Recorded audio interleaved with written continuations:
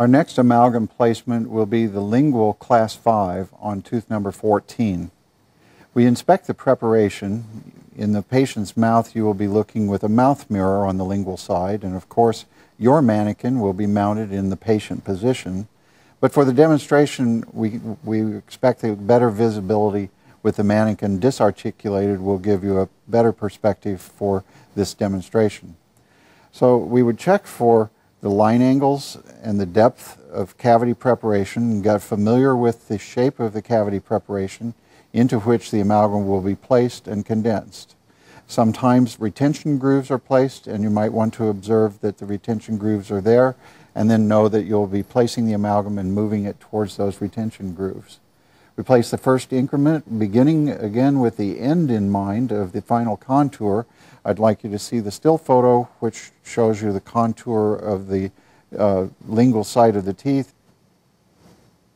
We will be developing a convex surface.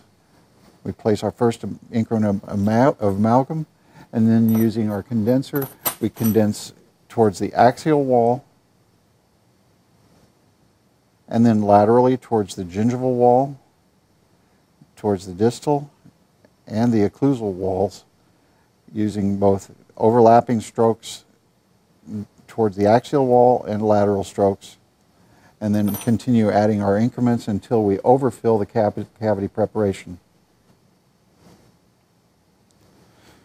An overfill of about 1/4 to 1/2 of a millimeter is acceptable, and know that overfill will be better than underfill.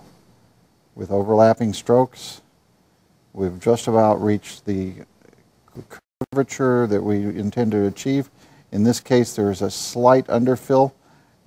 We can feel that underfill with the probing use of the condenser. And let's add a little more amalgam to overfill in that area towards the mesial, and then we'll have filled and condensed the amalgam on the lingual of number 14. I'm going to switch to the larger condenser end to develop the final contour, and let this condenser end be part of the development of the curvature, the lingual convexity.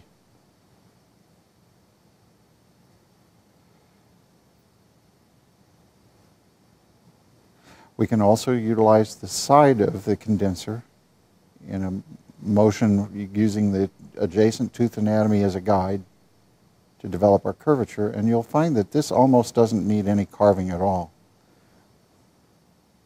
If we wait for the initial set, sometimes a well-placed amalgam like this can just be rubbed lightly with a gauze or a cotton, and to remove the excess, we're just carving. I call it cotton ball carving. And I think that that's how we'll carve this particular restoration, is just with a wipe of a cotton or a gauze.